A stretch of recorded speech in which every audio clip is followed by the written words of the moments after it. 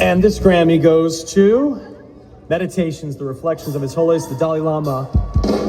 The Dalai Lama.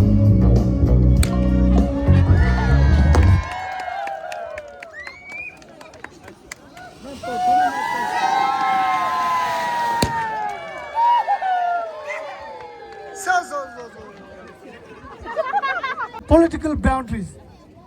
The Grammy award conferred upon His Holiness the Dalai Lama was determined through a transparent, independent, and internationally recognized voting process.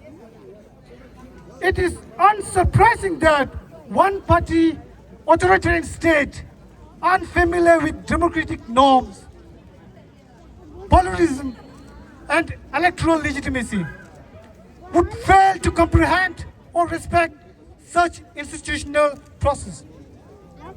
At the time marked by escalating global conflict, violence cannot be diminished through propaganda and political intimidation. Tibetan Congress Executive Committee. Thank you.